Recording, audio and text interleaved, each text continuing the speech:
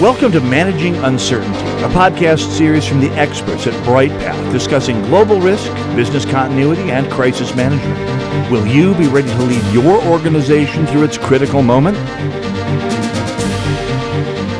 Hello and welcome to the Managing Uncertainty podcast. This is Bryan Strawser, Principal and Chief Executive here at Bryghtpath. And today we're talking about the new American Society for Industrial Security, Workplace Violence Prevention and Active Assailant, Prevention, Intervention, and Response Standard, which was just published last month in June 2020. This is a revision to a 9-year-old standard that was originally published in 2011 that was simply titled the Workplace Violence Prevention and Intervention Standard. But this standard, a significant revision that is 3 years in the making, delivers a set of vetted best practices that organizations can use to help build workplace violence prevention programs or improve upon programs that are already in place. Full disclosure here, I was a member of the technical committee for the duration of this effort starting 3 years ago in 2017, and we wrapped up our work just a few months ago before the standard went through the final voting and approval process at both the American Society for Industrial Security, or ASIS, and the American National Standards Institute, or ANSI. The standard is recognized and published by both. So this standard was developed through a multidisciplinary approach. There were more than 150 individuals involved, including a steering committee, although I think it had a different title, and a technical committee. The role of the technical committee was to really generate a lot of the content and review content and suggest changes through multiple rounds of editing that have gone on over the past several years. The standard actually started as an attempt to build an annex that addressed the issue of active assailants, a broader term about targeted workplace violence or active shooter incidents. It turned into a rewrite of the standard. As we got into the work, it just made more sense to look at the underlying standard and what we thought of as the active assailant annex, and how do we pull this together so that there's a comprehensive program that addresses all of these aspects.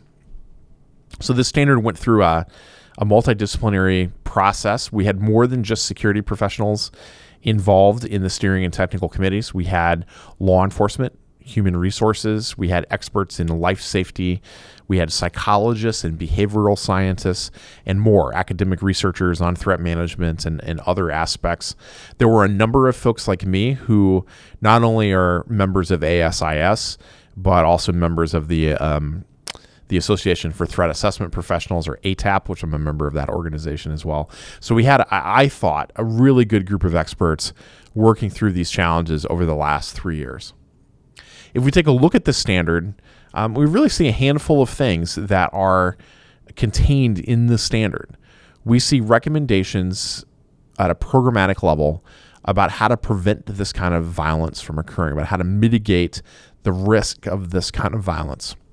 We see a lot of content around establishing the right policies, procedures, and training so that employees understand what is concerning behavior and that they need to raise their hand and report upon this concerning behavior in order to prevent a workplace violence incident from occurring.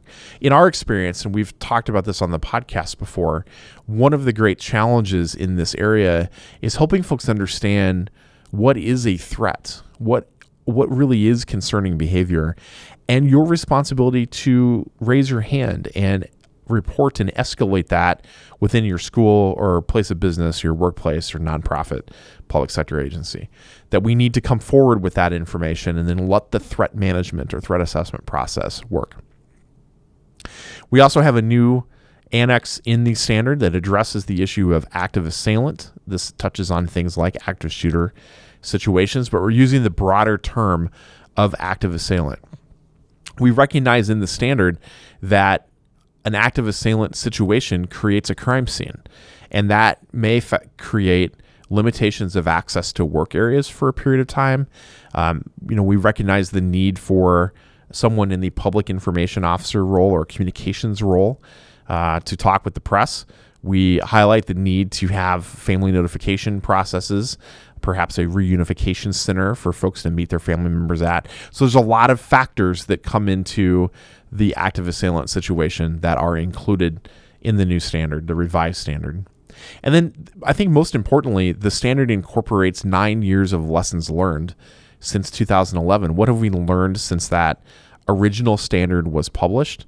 How terminology has changed, how planning assumptions have changed, and really kind of reposition things to reflect on today's challenges that employers are faced with in terms of workplace violence prevention and dealing with active assailant situations. The standard is broadly written. It's applicable to all businesses in all industries, in all geographies. Certainly there are some differences in duty to care laws and workplace safety regulations and firearm regulation from state to state, from country to country. And this standard addresses, and recognizes that those differences may exist. The approaches that are outlined in the standard can be applied to anyone. It fits any kind of setting: a school, a manufacturing facility, an office environment, a small business, a large organization. So it's really, I think, flexible in terms of what is contained in the standard and how you can choose to apply those actions, those recommendations within your business.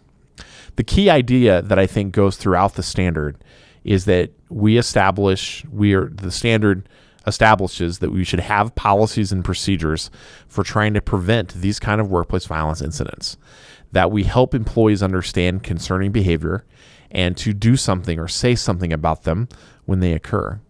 The standard is really about the organization having processes in place to manage a potential threat, mitigate potential acts of violence, but also understanding how to react and recover from a workplace violence incident that occurs that involves that active assailant component. You can find the standard on the website for the American Society for Industrial Security. That is asisonline.org. Follow the links to standard, or you can go to the store and find it there as well. If you're an ASIS member, it's completely free for you to read online. You can also purchase it as an electronic format. I believe that's a PDF, or you can purchase a paperback copy, a soft cover copy that can be mailed to you. There is a charge for those, but ASIS members get 50% off the purchases of any standards. So there's at least some little break in there for you if you're an ASIS member. I enjoyed my time working on this standard. Again, it was a great group of folks, and the technical committee experience is always interesting because you're working through multiple drafts and comment processes to get to a final product. And this is a final product that I'm quite proud of that we were able to pull together over the past 3 years.